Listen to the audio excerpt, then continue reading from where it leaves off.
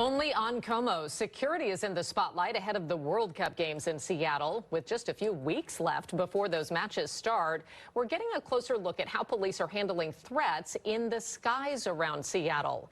Good evening, I'm Molly Shen. I'm Steve Solis. Como's Jeremy Harris got an exclusive preview today of the sheriff's deputies' plans to protect threats, drone threats. He joins us live now with that story. Jeremy. Yeah, well, the World Cup has brought together nearly every local, state, and federal law enforcement agency to plan for any scenario. King County is among the first in the country to get leading-edge counter-drone technology that will help quickly deal with the very real threat of a drone attack.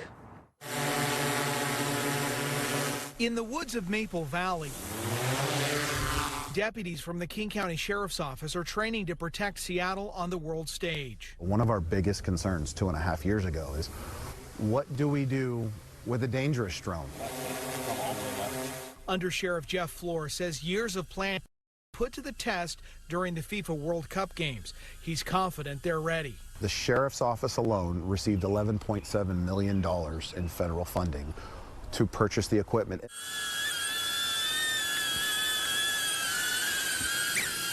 Those grants paid for counter-drone systems that give deputies a real-time view of the skies around stadiums, transit centers, airports, and anywhere else that could be a target. Being able to see, detect, and handle these drones is huge for us. I mean, on the one hand, you do have the hobbyist who's just maybe ignorant of what the rules are. Right. But you also prepare for a real chance that somebody tries to do something with one of these drones. Yes. These drones that you can buy off the shelf or buy can carry things. And we have to think about what is the worst case scenario. While they don't want to give away too many specifics of the anti-drone technology, Floor says it gives local and federal police the upper hand to keep a rogue drone away from crowds. And everyone that watches TV or sees the landscape knows over in Ukraine and other places, these drones are being used by bad actors. So I remember planning events 10 years ago up to now. We're worrying about a car driving through, so how do we stop the car? Now we're worried about what's flying through.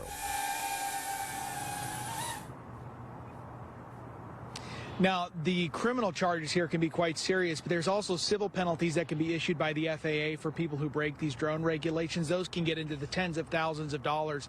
Now, while we still are several weeks away from those World Cup games starting, I would imagine there's going to be a lot more public messaging coming down about this issue from both the local and federal officials as well. So certainly something to watch out for as we head into World Cup. Reporting live in Seattle.